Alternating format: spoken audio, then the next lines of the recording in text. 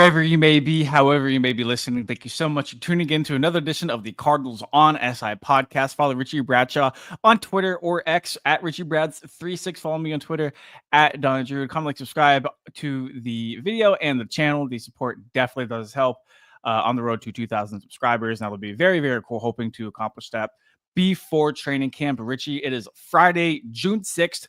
Carter 6th has came out for any of the big rap / Lil Wayne fans. Very excited to get into that album, but we're not here to talk Wheezy F Baby and the F's for phenomenal. We are here to talk Arizona Cardinals football. It's a very, very big year for two key figures within the organization, quarterback Kyler Murray and offensive coordinator Drew Petzing. But before we get into that, how are you, brother? Happy Friday. Brother, I'm trying to get myself up and ready for the morning. I'll tell you what, we are, bro. All I got is my Dr. Peppy, and I'm already almost done with it. So, but that's a calculation error on my part. We are officially in that point in time where you're so dialed in with work and everything that you wake up and you think you're late, and then you're like, oh, I have a different shift time today. Like normally I work at 8:00, day job. I have to leave my house by like 6:45. I wake up at 7:40. I'm like, hold on a minute. I think I'm going to be on time. And then I'm like, oh, I don't work till 2. So this is perfect. Yeah. But then I remember and I'm like, I'm going live, baby. I want to talk about Arizona Cardinals with my main man, Donathan Druin, and one of my other main mans, Cardinalson96 is in the chat. What is going real on, Donnie hours? I got to use that, bro. And hashtag Richie Brads with that AARP. Hey, man, I know that real ID that you got going on there, RW. I know where you live. I don't, but I'll find you. Shout out RW, man. Love you, RW. I'm glad that you were able to get in because I know you said last week you were hoping. He did the same thing. Yeah, he was at work whenever he popped in. So maybe just don't work as hard as what you say you do. That snitch. You know what snitches get, right? Firm and crisp high fives with the closed hand. Worst to get Arizona Cardinals analysis from us. So it's a very, very big year for Kyler Murray and Drew Petzing, like we highlighted at the top of the show. Mandatory training camp is next week. We have probably a month break, and the training camp will be here. And it finally feels like the time for talk will be over. Minnie the Dinosaur hitting you with that. You know what? I did look at the end of it. Ban them. Ban them. Chat, get them. Yeah, get them. Chat, get them out. Can we get some L's and F's in the chat? What's Minnie's that? A girl, right? Minnie is a girl, yes. And her ass. Get her out of here. Big year. The time for the talk is over, man. Full on queso over here. Get him out of the chat. I did watch a queso compilation last night, so that's probably you should because he's absolutely hysterical. Who just said there's an earthquake? But like the time for talk is almost over, and like that kind of sucks for people like you and I who are in the content creation business. But also like it's very, very fun. Shout out Kelly in Phoenix. Kelly, everybody's welcome. Everyone is welcome. Kelly, everybody's welcome. It is good to see you, as always. Mr. Worldwide. As always. So, I don't know, man. It's a very exciting year for a lot of reasons. Obviously, you have the Cardinals who barely missed the playoffs last year in 2024, made massive improvements to the defensive side of the ball. And then you have them running it back offensively. Now, there's been a lot of talk, a lot of comments about that offense and what it would look like moving into 2025 with virtually no massive changes coming on deck. They're really banking on continuity. They're really banking on that connection between Kyler Murray, Marvin Harrison Jr., and pretty much everybody else in the offense moving forward and just improving. Now, Richie, we're going to talk and we're getting into the numbers here in a little bit, but before we get into super deep, it's just overall thoughts on Kyler and Drew Petzing, not entering this year in general, but just their totality within the organization. Yeah. So really, really quick before we get to that, I did want to say congratulations to Kelly because her and MHJ Era are getting ready to start a podcast together. Yep. So that's really exciting. And we will definitely season 4 of the Sick podcast with Kelly Singh. So Dude, shout I out there. love it. And getting the biggest Seahawks hater in the whole world and probably the best Cardinals aggregate account out there is going to be a blast. Yeah, So, for sure. um, but to the conversation, Drew Petzing, Kyler Murray. I've not been quiet at all when it comes to my criticism that I have had for that combination, I suppose we can call it, and Combination. combination. I so it drops today. Episode dropped today for Kelly and Phoenix. We'll definitely be checking that out. Um, sorry, concentration's not my key before I get my. Really, I never would have known growing up with you, Richie. Crazy. I'll remember that. Yeah, you should.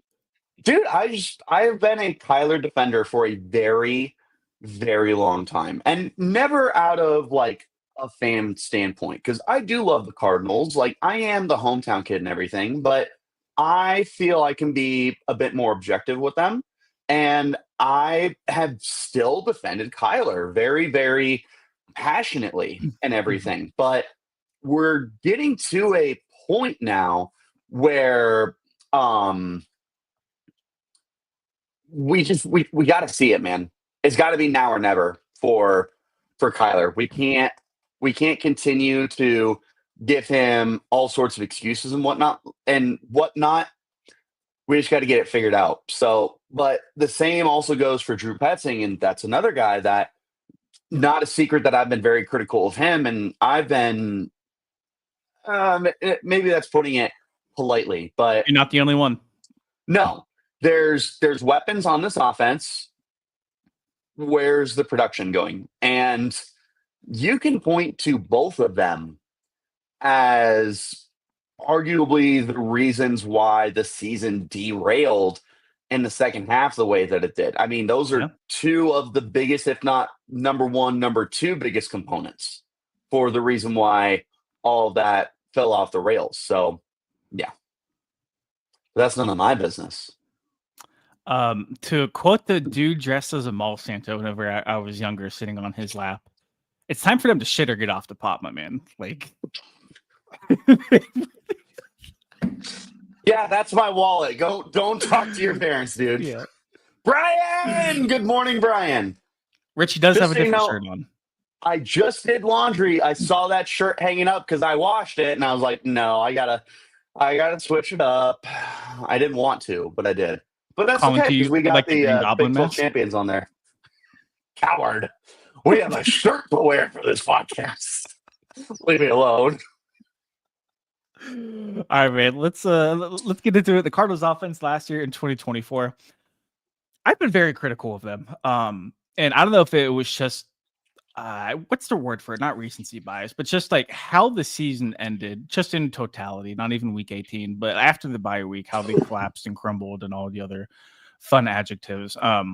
Left not a great taste in my mouth, but whenever you looked back at the production, Richie, not awful. 11th in total offensive yards per game, 7th best rushing offense, 18th passing offense.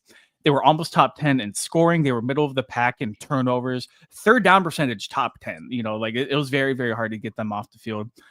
Fourth down percentage, 28th. Whatever, cool. They were the second least penalized team in the NFL last year on the offensive side of the ball. That's pretty good. You like just that resume itself like is not bad, and so like would you just look at it from that in the vacuum perspective?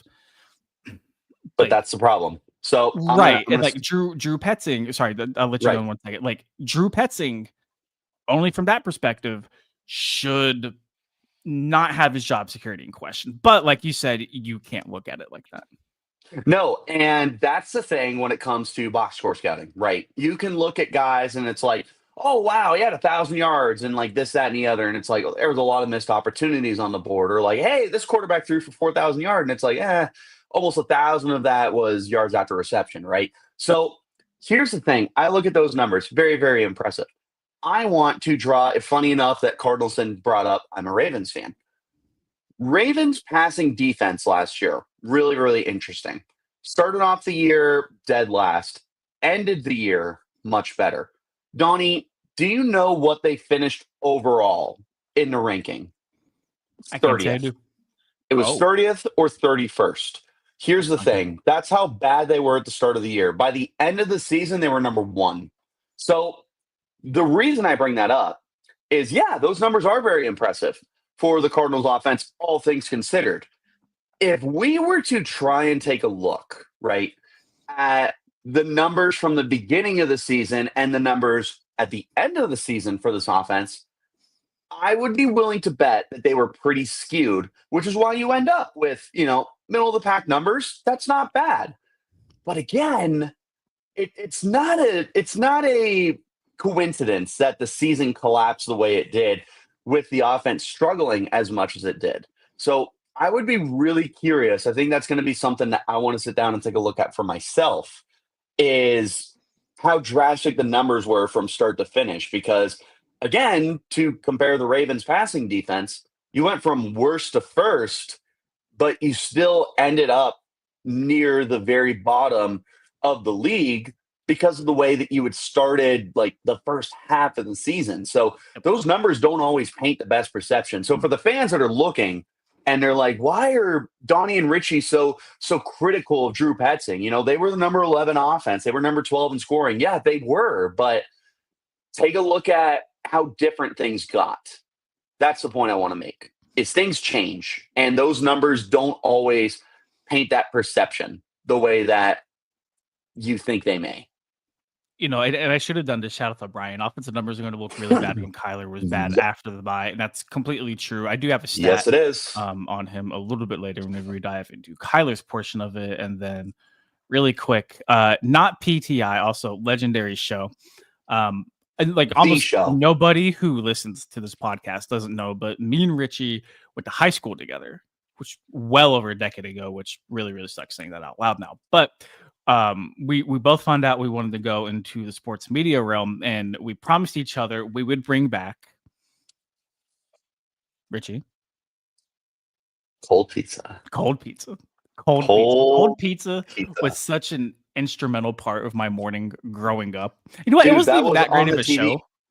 It wasn't even that great of a show, but you know what? I just really, really, really liked it. So I watched that show before I liked sports. Back in like middle school where it was like, sports are dumb. Let's go sports ball. Then I got into high school and I'm like, sports are actually great. I'm gonna beat that kid up. Little 5'2", 90-pound Richie soaking wet. Yeah, no, I'd punt that kid across the yard. Cold Pizza is a great show. Cold pizza, man. We're bringing it back whenever we can. We've been on the show for 13 minutes. I feel like I'm watching Big 12 Squad right now. We're not talking about the assignment. Donnie hired his bully. Or on a live stream, I would say something that would probably get this canceled immediately, but sure. Take your best shot, man. If you're going to go for the king, you better kill him. Oh, no, it's not a thing at you. I'll tell you after. All right, man. Just Drew Petzing's offense in general is so interesting because, like, more than anybody, this dude loves using multiple tight end sets. 12 personnel, 13 personnel, whatever it might be. Now, there's good and bad to that. The good is that the Cardinals' rushing attack since Drew Petzing has taken over has been nothing short of phenomenal. Everything from like schematics to execution. Like, I think that's why Drew Petzing got a head coach interview this past year is like the Cardinals can run the ball almost better than anybody. And Richie, like whenever you're in a deep playoff run, you're going to need to run the ball. You're going to need to close games out. And that's exactly what a Drew Petzing offense can do, exactly what it can offer. Downside to that is that the passing production, at least to wide receivers, can be left behind in the dust sometime. And I think that was a perfect example of what we saw last year, where, Marvin Harrison Jr. wasn't getting Malik Neighbors targets. Michael Wilson maybe not being utilized as a wide receiver too. And everybody knows Greg Dortch didn't get a ton of opportunity until a little bit later in the stretch of 2024. It's kind of just like the nature of the beast. That's how it goes in the Drew Petzing offense. It's not good. It's not bad. It's just it is what it is. My thing is, how can you improve that heading into 2025 if you didn't make any changes, if you're banking on the same continuity? And I think that's what makes it such a big year for Drew Petzing is that, he still has the keys to the car. They saw him crash the car towards the end of the 2024 season, whether it was his fault or not. He's the offense coordinator. He gets paid to do so. He calls the plays. He's going to take the blame. That's how it works. He crashed the car at the end of 2024, and they just gave him the keys once again and said, hey, you know what? We trust you not to do that again. More than anything, more than anybody, I think the pressure is on Drew Petzing, maybe even more so than Kyler Murray, to really, really perform heading into 2025, because you got to figure it out. Like, you're the man calling everything up. You're the man dialing it up. You got to figure it out, or you might be gone. Yeah, and to bring more attention to the point that you had about being able to run the football, Drew Petzing has been here how long, Donnie? Going into his third year. Going into his third year, right. James Conner, how many 1,000-yard rushing seasons does he have in his career? Two. They're both with Arizona. And they're both not just with Arizona, with Drew Petzing. So that is speaking in itself how good of a offensive coordinator that Drew Petzing is, because it's not like you look at the framework of James Conner's career and you go, man, that's not good, whatever. I do want to know where my donuts are. You bring donuts for Jonathan Gannon, but not for your own Richie Bradshaw, whatever. Minnie, I didn't even see your comment because I'm ignoring it. Hello, Kelly. Yes, I'm here. It is I, Richie Bradshaw. Yeah, it is impressive what he's able to do with this run game. And that's one of the reasons why I'm like ecstatic when you have Kyler Murray making the comment that he wants to start running the ball more himself because of A, how good he is as a runner, and B, like that's going to blend in this offense really good. Could the Cardinals have 2,000-yard runners? Probably not, but I mean, why not? That sounds like fun. I feel like that'd be a great way to get this let's try again. I feel like that'd be a really great way to get this offense rolling. There we go. But it is really important to point out the lack of production from the receiver position. And I think a big reason for that is the misuse of receivers. Marvin Harrison Jr. comes in biggest of expectations, and your boy, very much wrong, not right, wrong, or indifferent, very much wrong, had historic expectations on Marvin because it wasn't just no, it wasn't. But I was at the front driving that, and I definitely look back and I'm like, that probably was not what I needed to do. So at the end of the year, when he finishes just under 900 receiving yards and 8 touchdowns, it's like, wow, that's a really bad season. It's like, no, it's not. It's a good season, especially when you realize that Drew Petzing was trying to make him into a straight line runner and a deep threat and things that he's not ready to do. That could be something that he does in year 5, but you're talking about getting a guy right out of college. You want to get him ready for the pros with the things that he does best. And the best that he does is beating you across the middle of the field as a route runner with that intermediate stuff. And they didn't use him enough there. And a lot of that comes down to the scheme and the play calling. So I'm not saying that Marv doesn't have stuff to work on. For sure he does. But this scheme has been able to get 1,000-yard seasons out of a guy who wasn't really a 1,000-yard runner. But now you're taking generational receiver talents and not getting the absolute most out of them. But you are getting the most out of your tight ends, which, that's also really important. So, yeah, everything that you lay out talking about Petzing and how he likes to roll things is like incredibly on display when you watch this offense running. For sure. And when it's humming, it looks really, really good. I'll touch on that here in a second. A couple things from the chat. Shout out to everybody. It's National Donut Day. I feel like I'm legally obligated to go get a donut now. I feel like I have to. And bring one here. I'll send one to you. I'm not kidding. And you know what? Man of my word, I'm gonna send a donut. Man, and ladies and gentlemen, Tony Druin. What do you guys think? Can Weaver break out and be the wide receiver 3? We need, I think, Benson big Weaver fan here. Connor. Big Weaver fan. First of all, thanks for checking us out, my man. I know the Xavier Weaver hype train is pretty big here in Arizona.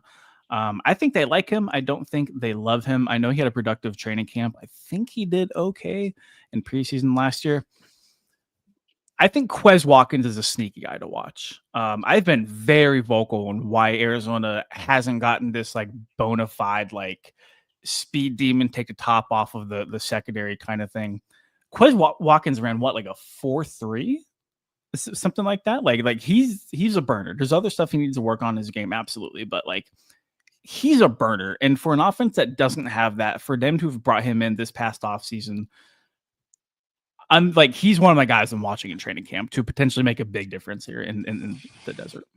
Well, yeah, and remember that this receiver room really has not had any changes at all. So Quez Watkins and Xavier Wheeler had their opportunities. We mentioned Greg Dortch earlier. I don't know if anyone's driving the Zay Jones train the way that I am, but I They're will not. continue to conduct that train. I think that Zay Jones is more than capable of taking on the slot receiver role for the team this year.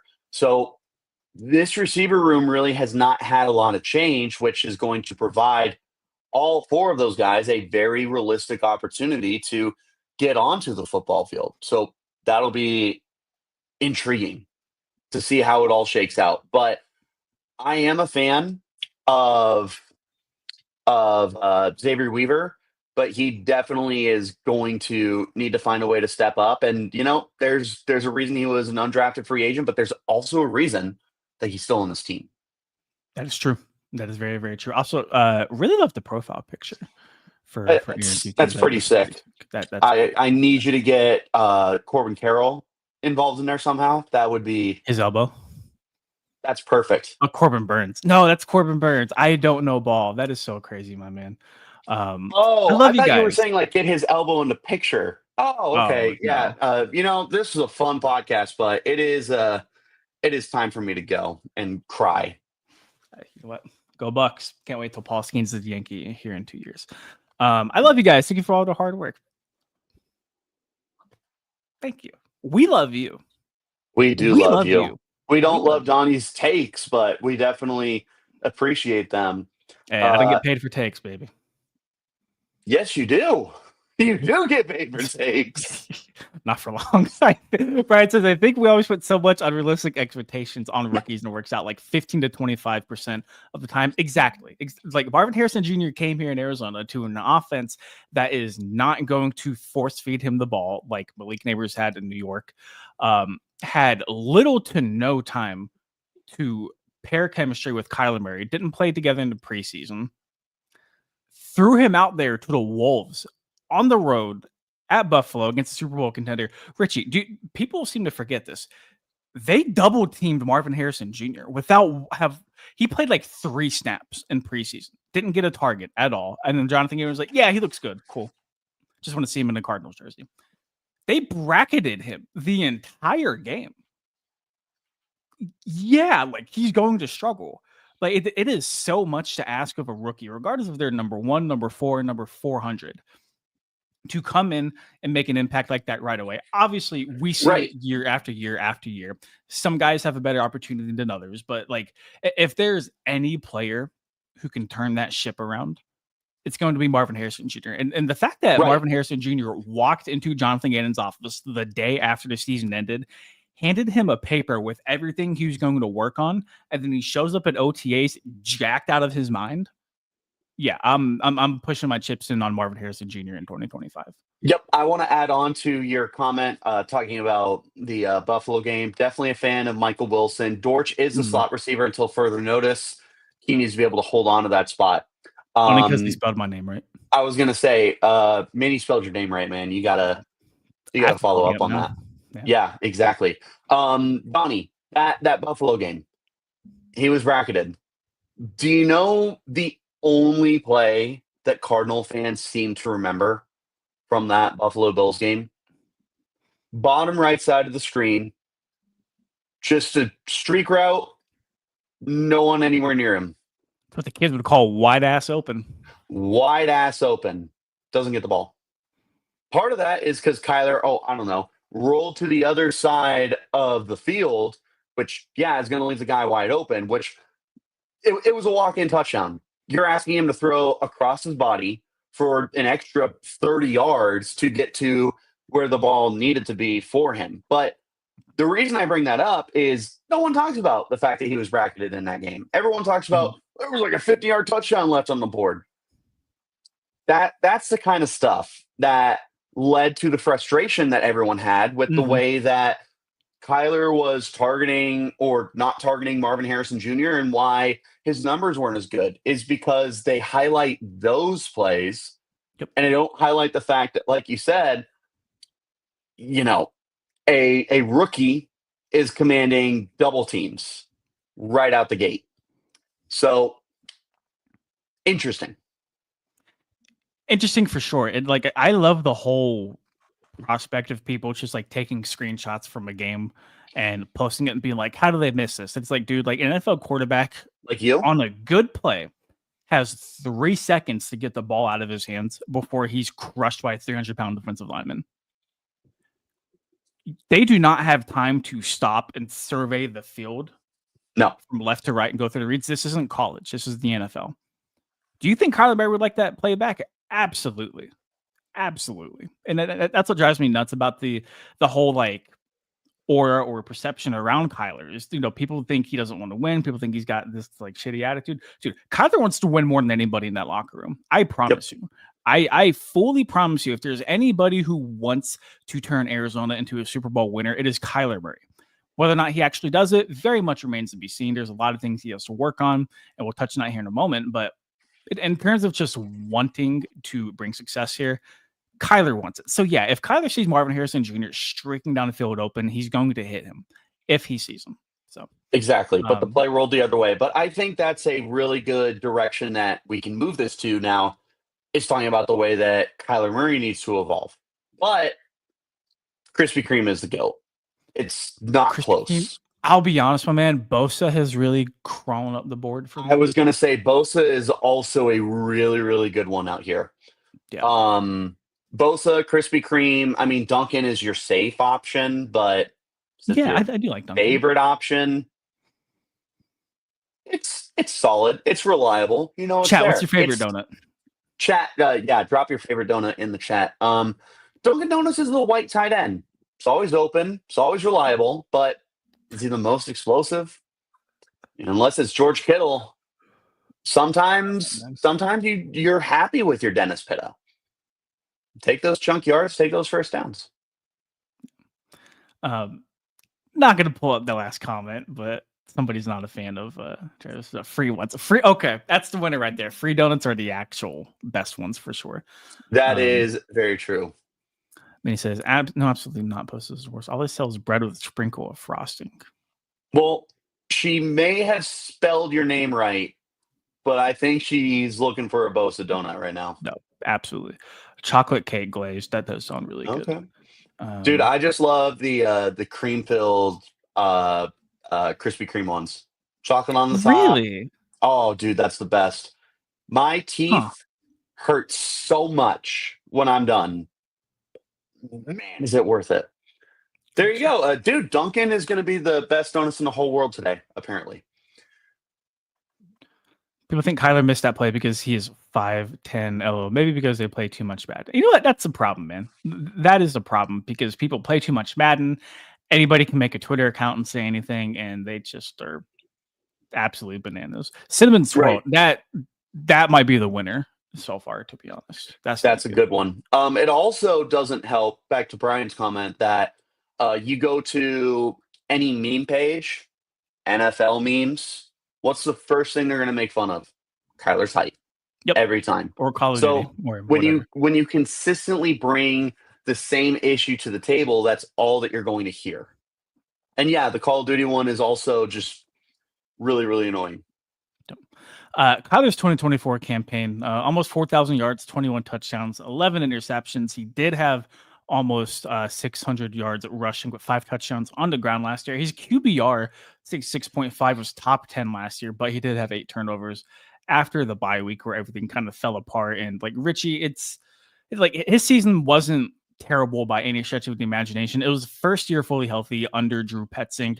I'm sure there was a learning curve there, but between the two to try to figure it out. Maybe that's why they're so confident this can be even better moving to 2025, is because like how often does a coordinator and a quarterback just click instantly in the NFL? Right. Not super often. So, and a friendly reminder that before the bye week, Kyler Murray from several sports books, including my best friend FanDuel, had top 10 odds to win the MVP. He was playing very good football.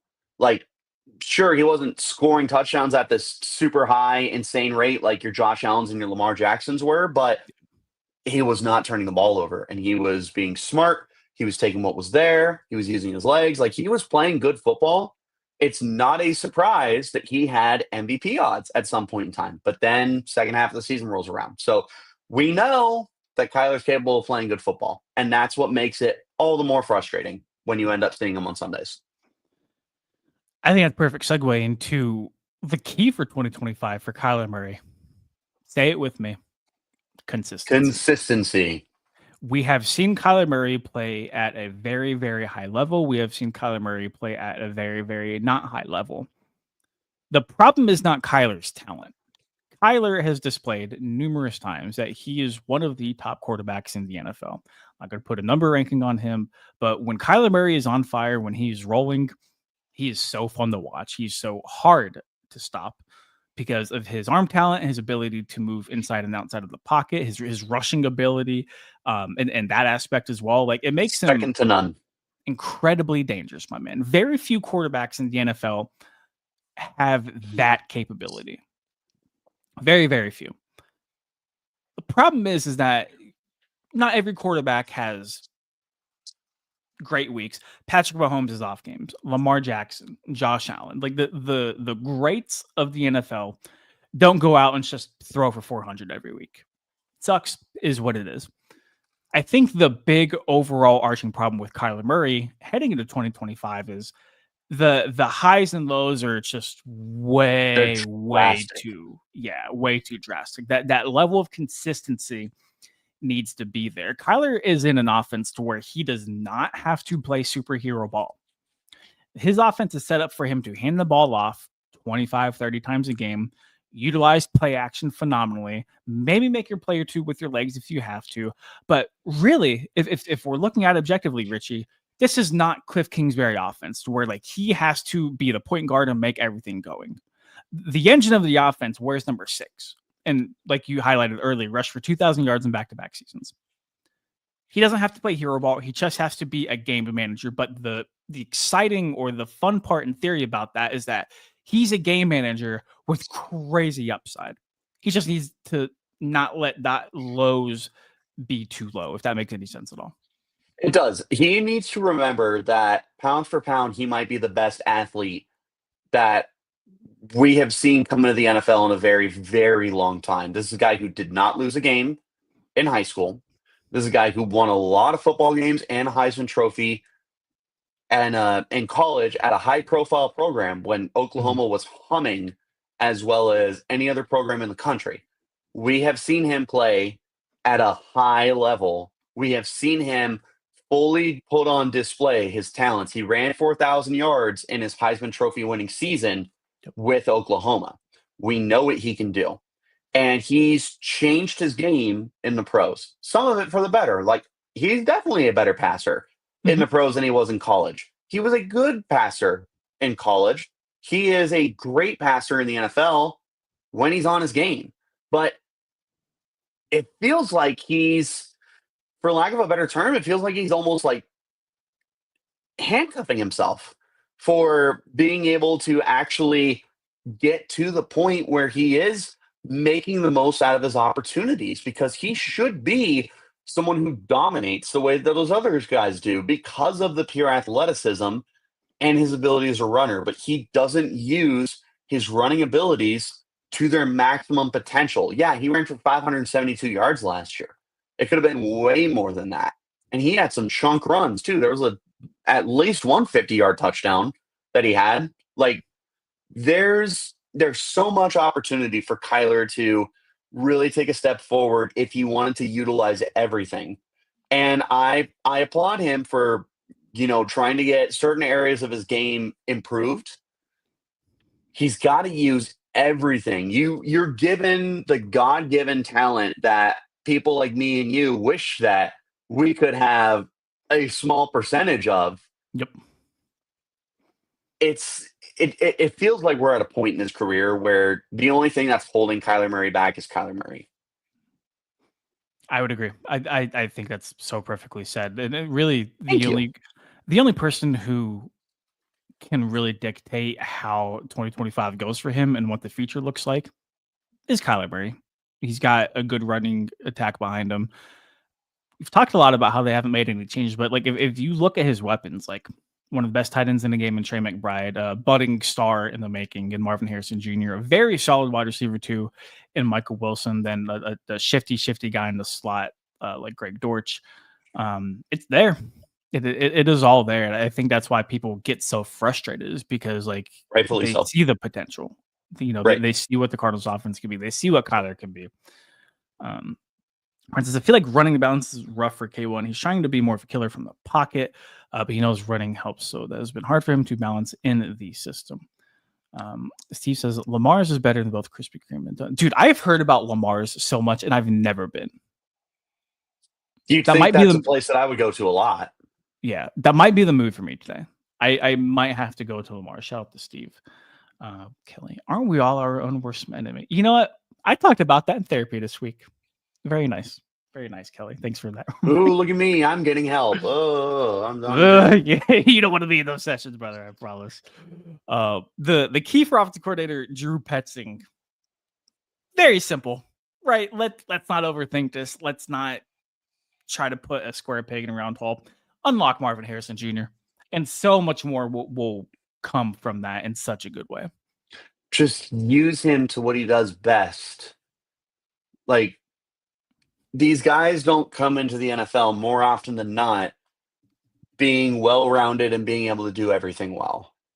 Let's look at Jamar Chase when he came into the NFL. There was stuff for him to work on, but what did he do best? He stretched the field. So it's not a coincidence that he set, at the time, the rookie receiving yards record. He was over 1,400 yards. He was averaging over 18 yards per reception, Donnie, because him and Joe Burrow were just throwing the thing down the field, and it worked. And they went to a Super Bowl because of how good it was. But since then, Jamar is not just a straight line runner. He's really evolved his game across the board. And I feel comfortable using the comparison to Jamar Chase because Marvin Harrison Jr. is within that stratosphere of being that elite prospect. There's a reason he was the 4th overall pick. There's a reason we were talking about Marv as a generational receiver. He can become that kind of player. But where Jamar was used to start his career with what he does best, that was not the case for Marvin Harrison Jr. So you're hoping that in year 2, Drew Petzing and the offense as a whole is going to be able to use him much more successfully. Oh my goodness, look at that, Donnie. Yeah, look at that graphic. Look at that graphic. That's beautiful. This chart provided by Matt Harmon from Reception Perception. Really, really good work. Has Marvin Harrison Jr.'s success by route in 2024. Richie, we've been so vocal on why is Marvin Harrison Jr. running streaks like this is Madden or NCAA 25 or 26. Take your pick. He's 6'4". I get it. He's not Calvin Johnson. He's just simply not at this point in his career a contested catch kind of guy. And I feel like that was a very common role they tried to throw him into his rookie year. Clearly, it did not work, but almost every other route that Marvin Harrison Jr. ran, he found great success in, clearly. What's the worst one? The crow route is 75.6%. That's the worst one. Well, the out route, 74.1%. But other than that, Donnie, the vast majority of that stuff's in the 80%. Like, he is remarkably successful He wins in the short to intermediate parts of the field, and you're not using him there. And yes, that's exactly it. He wins. I would not call him a slot receiver. You can move him into slot, and I think that's what somebody really wanted Drew Petzing to do last year is like just move him around. Move him around because like people that's what happened to DeAndre Hopkins whenever he was here. DeAndre, obviously one of the best receivers in the game, even whenever he got to Arizona, he didn't really move around. Cliff didn't really move him around. I think people saw another very talented receiver. And they're like, okay, man, let's mix it up for him. Let's really try to get this guy going. I think he can play in the slot, but I don't think he's a full-time slot receiver. No. No, you know what though? If you want to get him started, speaking of slot receivers, if you Yep. want to get him to a point where he can start to find early NFL success, let's put him in the slant boy role. Let's use him the way the Saints used Michael Thomas. Because Michael Thomas, for a point in time, was one of the three best receivers in football. And if we're being completely honest, like, no offense to Thomas at all, he was not nearly as physically gifted as Marvin Harrison Jr. is. And that's why Michael Thomas was so successful, is because the Saints identified what he does best and they put him in those situations. Marv can do what Michael Thomas did so well. So while we're getting Marv to adjust to the pros, let's put him in a similar situation where you are getting the ball out to him fast and you're allowing him to be able to create yards after the ball. And Marv does have good hands. So Mhm. could he have 149 receptions? Not yet. Maybe one day down the road. It's not a coincidence his dad was the previous record holder with 143, but there's no reason that in year two, Marv can't have 90 receptions and 60 of them being with inside 15 yards. Like, if that's what you got to do to build the confidence, to get a rhythm, and to have him start to figure out how he wants the pros to start working, that's a good one. Skylar Burkhart with Tyler Burkhardt, man. a very rare good take. I'm just kidding, Skylar. What's going on, brother? But why not? Why not use him the way that Detroit uses Amon Ra? They're not asking Amon Ra to be a deep guy. They're asking him to attack the middle of the field and create after the catch. Let's go ahead and do that. Hold on. Gary Shaw. Tough. I respect that, to be honest, bro. I respect that. I want you to leave that up for the rest of the show. No, pull that Yeah. up. That's tough. That's tough because Oh my you god, can man. say that, but you're here, baby. You are in this. You're chatting. You're dropping comments. I love you, Gary Shaw. So keep that energy up. That's type shit from King Bitch himself. That's type shit. That's wild. But I think the hope in unlocking Marvin Harrison Jr. going into 2025 is it'll open up everything. It'll really, really open up everything else. Like it'll help open up the running game a little bit more. It'll certainly create more opportunities for a guy like Michael Wilson or Greg Dortch to really, really thrive. And I think that's just like only great things are going to come from both Marvin Harrison Jr. success from a personal standpoint and from a team Yes. aspect as well. Yeah. So it's just a matter of getting him in a situation where he can succeed and stop placing him in situations where it's like, well, you're going to learn. That it's almost like they took Marvin Harrison Jr. and threw him into the deep part of the pool, and you were like, okay, swim. Well, you can't do that. You need to be able to have him get comfortable. Let's put the floaties on, and by the floaties on in the pros, I mean let's get him some simple routes. Right? We don't need him to run a route with three different breaks at the top of the field. Let's have him run some slants. So let's Mhm. have him just do some easy stuff to get your feet under you. Because when you do get more comfortable, then you can start exploring opportunities. I'm going to bring up Jamar Chase again because they weren't having Jamar Chase reinvent the route tree when he came into the pros. They had him do what he does best. And now look at him. The dude had the fifth ever Triple Crown that the NFL has had. And it's because the team has taken the time to let him develop and become as good as he is. Yeah, he's playing with Joe Burrow, his buddy from college. We don't always see that kind of stuff transition to the next level, though. We've seen plenty of guys get paired up with their number one receivers from college, and it just doesn't turn out the way that Joe Burrow and Jamar Chase have. In fact, I don't think there's ever been a duo in NFL history to go from college to the NFL that has been as successful as those guys have. So asking Marvin Harrison Jr. to do everything as a rookie out the gate, that was always setting him up to fail. And yet he still Yep. had almost 900 yards, and he still set the franchise's single season record for rookie touchdowns. All the talent is there, but you're asking him to do everything out the gate when you should be gradually getting him into a rhythm to where he becomes more comfortable. And I think that's a perfect segue to kind of steer this conversation, Richie, and to put a cap on it so Brian Shaw can get out of here. Gary Shaw, excuse me. Um, People look at either Drew Petzing or Kyler Murray, like whose fault is it? Who really needs to improve moving to 2025? I think it's a combination of both. I think both parties are very responsible for the way things collapsed last year. Here's the hoping another offseason working together will only pay dividends for them. But it's very, very clear the way they did not make any additions, the way they are willing to run it back, which is admirable. But I think that only places more pressure on Petzing or Kyler, and we're going to figure it out really, really quick next year or this upcoming year, whatever you want to call it. Whose shoulders are going to be on the line? Because it's going to be very evident if it's a Kyler Murray problem or if it's going to be a Drew Petzing problem.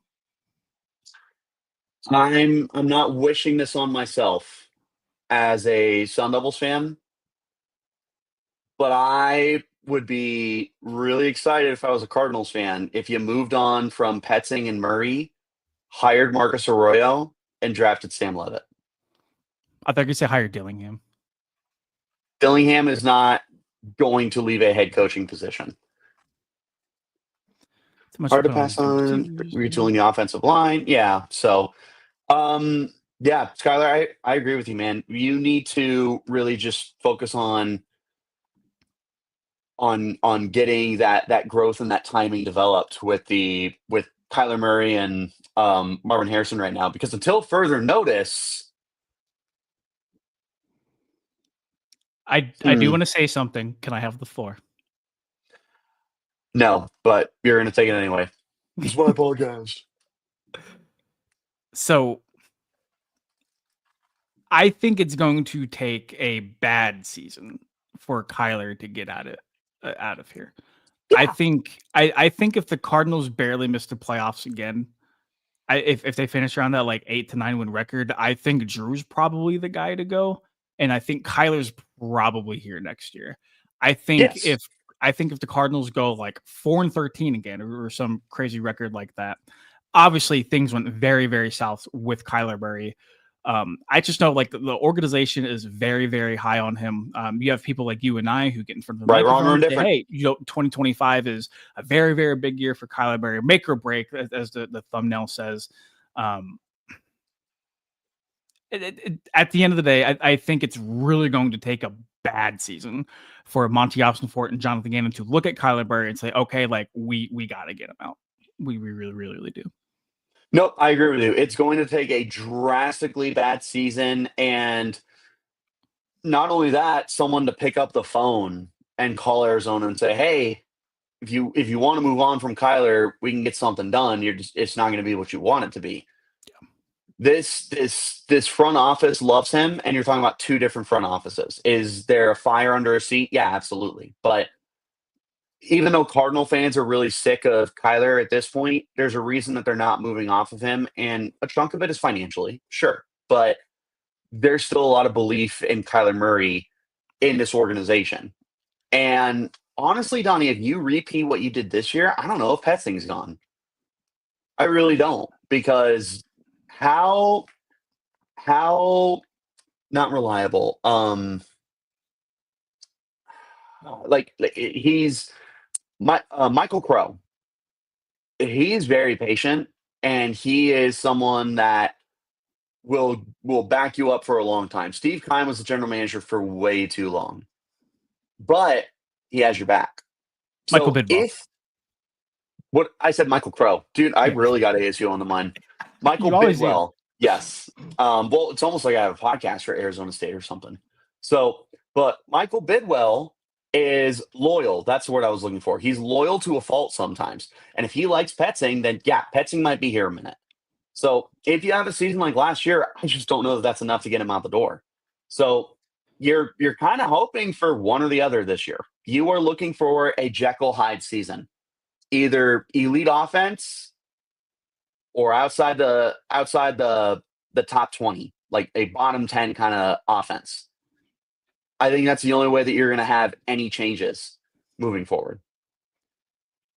It takes a I lot I from do Bidwell. think because nothing changed offensively, there's a giant amount of trust in Petzing to really figure it out. I do think if they repeat what they did last year, I think there's got to be a serious conversation about Petzing. Yep. I Well, there I needs think to be. if anybody's head is on the chopping block after this coming season, it's got to be Petzing. I think there's still very much pressure on Kyler Murray. He's entering his 7th year. Figure it out. Like this is the year we're going to find out if you're a franchise quarterback for this team or not. Petzing has the same ingredients he had last year. He seems to be very, very confident he can make things work. I just think if it's a copy and paste from 2024 to 2025, you got to look at Drew.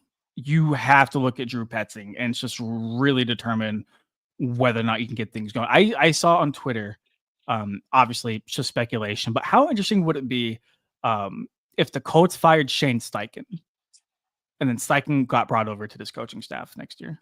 I mean, that's a really easy connection to make. That's for sure. I don't know, man. Like it would, and talk about a guy who's just playing under the gun this year, and now his quarterback is already injured again. This is, I think this will help both not Cliff, Petzing and Kyler, by the way. Like that improved the yes, defense to where they may not have to play hero ball as much in 2025. that's definitely the way to fail, is to have Kyler playing hero ball. There's very few quarterbacks in this league who can successfully play hero ball. Kyler's capable of it, but asking him to do it on a weekly basis, like he was asked to after the bye week last year, you saw the results. Was it eight interceptions in like 9 games, something like that? A lot of those turnovers coming at very pivotal times in the game. I think that's not to say Kyler. Wow, talking is very, very hard. It's not to This say is not just me. Kyler.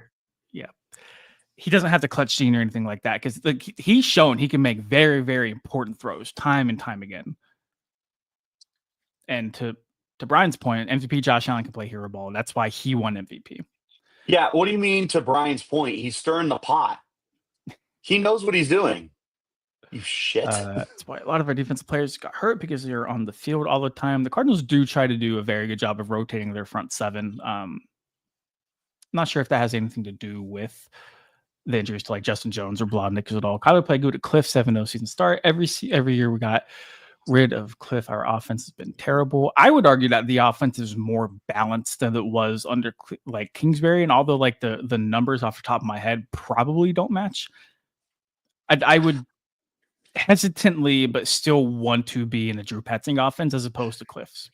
Well, I think the problem that we're having with Cliff right now is everyone is prisoners of the moment, because what just happened with Cliff Kingsbury? He took Jaden Daniels and helped him become like a runaway offensive rookie of the player, or offensive rookie We need player of donuts, the man. We need year. something, bro. We need donuts for sure. We need So donuts. let's see if it happens again, because Cliff has historically shown us that he's not able to generate a great offense on a consistent basis. Like we'll see what happens, and it's easy to be that prisoner of the moment when you see that Washington goes to the NFC Championship game unprecedented, and Cliff Kingsbury is one of the main components of it.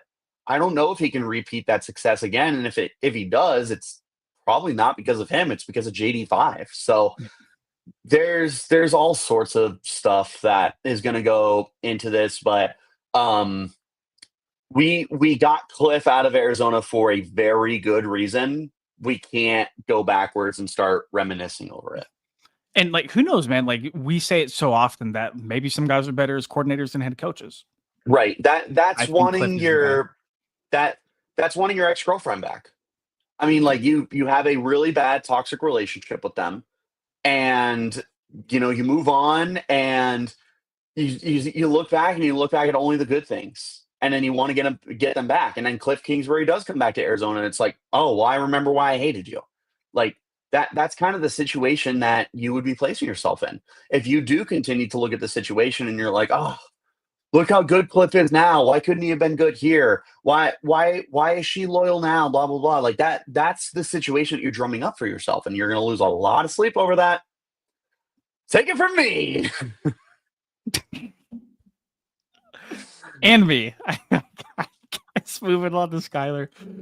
Takes a team to win a playoff game. You can put a lot of blame on Murray, but the defense has been a work in progress. CB's been a name for a few years now. And I think that's the hope with them investing so much heavily into the defensive side of the ball, is that like it really does take a team effort. Cardinals are going to be a better team.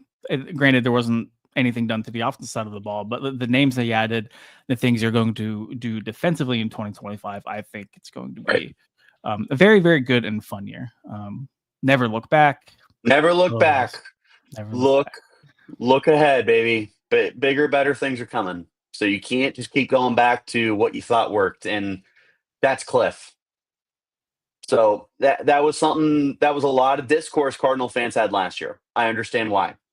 Turn the page and move forward, because I agree with you. I would rather run with Petzing right now. At least his offensive philosophy.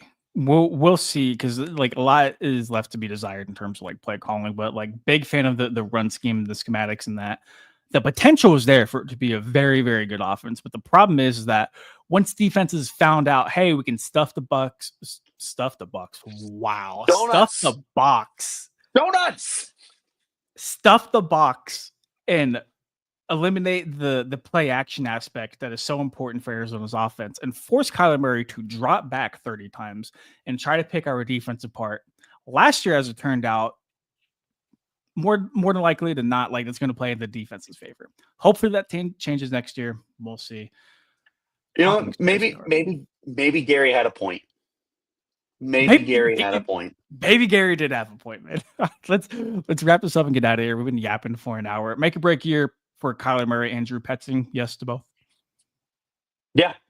Oh, definitively.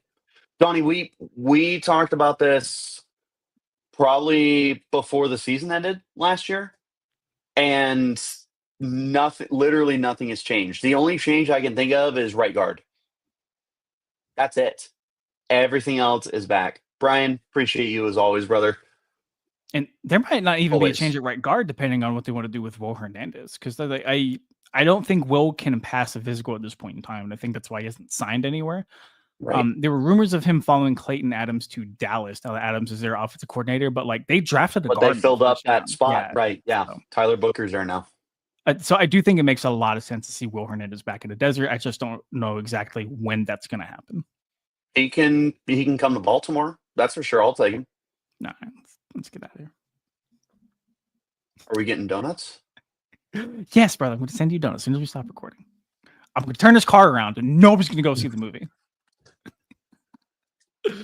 All right, man, let's get out of here. For Richie Bradshaw, I'm Donna Drew, and thank you so much for tuning in to another edition of the Cardinals on SI podcast. Follow Richie on Twitter at RichieBrads36. Follow me on Twitter at Donna Drew. Happy National Donut Day. Happy Friday. Have yourselves a great day. We will see you guys